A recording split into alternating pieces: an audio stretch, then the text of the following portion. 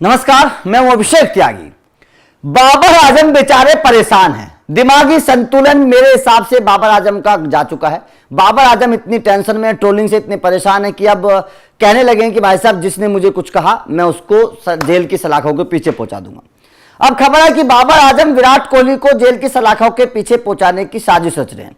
बाबर आजम विराट कोहली के खिलाफ एक्शन लेने वाले हैं। पाकिस्तान के 3 खिलाड़ी बाबर आजम के टारगेट पर हैं।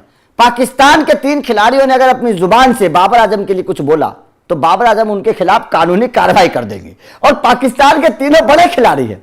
अब मैं आप लोगों को बता देता हूं, क्योंकि विराट कोहली की हम चर्चा क्यों कर रहे हैं, बाबर आजम आखिर कौन से विराट कोहली पर एक्शन लेने वाले हैं।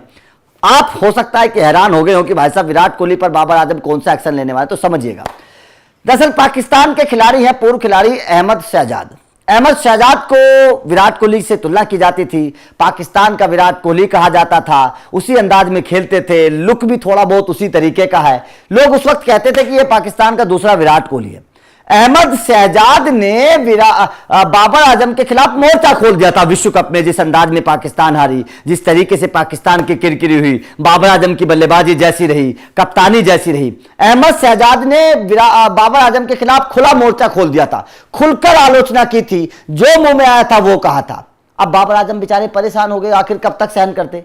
बाबर आजम ने अहमद शहजाद के साथ साथ शाहिनशाह अफरीदी और वसीम अकरम, मतलब 3 बड़े खिलाड़ी पाकिस्तान के हैं। अहमद शहजाद, शाहिद अफरीदी और वसीम अकरम। वसीम अकरम तो भाई साहब दिग्गज खिलाड़ी हैं, शाहिद अफरीदी भी दिग्गज खिलाड़ी हैं। दोनों दिग्गज खिलाड़ी रहे हैं पाकिस्तान के। इन तीनों ने खिलाड़ियों ने, शाहिद अफरीदी ने, वसीम अकरम ने और अहमद शहजाद ने, इन तीनों खिलाड़ियों ने विश्व कप के दौरान बाबर आजम की जमकर आलोचना की थी। जमकर पीसीबी पर सवाल खड़े किए थे और ये कहा था कि भाई साहब पीसीबी वालों, आपने बाबर को क्या सोचकर कप्तान बना दिया मेरे भैया।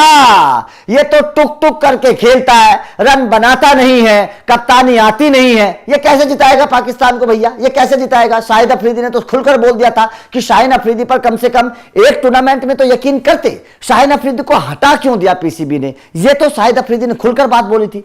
अब इन तीनों के आलोचनाओं से परेशान होकर बाबर आजम एक्शन लेने वाले हैं।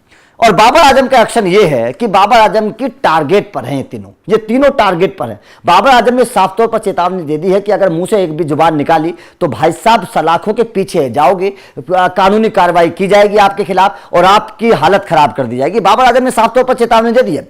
अब ये तीनों अगर बोलेंगे, अगर इन तीनों ने बाबर आजम के खिलाफ बोला, एक भी शब्द बोला, तो बाबर आजम की तरफ से खबर यह है कि पाकिस्तानी क्रिकेट बोर्ड भी बाबर आजम का साथ देगा और कानूनी एक्शन लेने में उनकी मदद करेगा। ये पाकिस्तानी क्रिकेट बोर्ड की तरफ से भी है कि भैया बाबर आजम को ज़्यादा ट्रोल मत करो, उनके ऊपर ज़्यादा सवाल खड़े मत करो।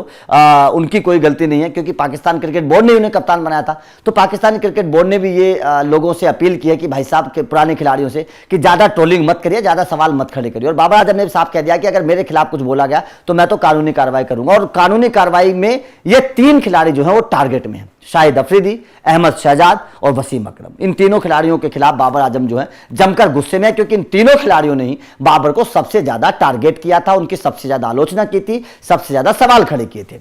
तो यह है विराट कोहली वाला एंगल कि अहमद शहजाद, जिन्हें पाकिस्तान का विराट कोहली कहा जाता था, वो सबसे ज्यादा एक्शन के मोड में थे जब बाबर आजम पर सवाल खड़े हो रहे थे, और वो ही बाबर आजम के ऊपर अब बाबर आजम के टारगेट में। तो आपका इस खबर पर क्या कहना है? क्या आपको लगता है कि वास्तव में बाबर आजम को बेवजह ट्रोल किया जाता है, बेवजह सवाल खड़े किए जाते हैं, या फिर वास्तव में आपको लगता है कि बाबर आजम T20 के लायक नहीं है? अपनी ही राय कमेंट करके जरूर बताइएगा। वीडियो अच्छी लगी हो तो लाइक और शेयर जरूर कर दीजिएगा। चैनल को सब्सक्राइब करिएगा, क्योंकि अपडेट लगातार मिलते रहेंगे। Thank you very much.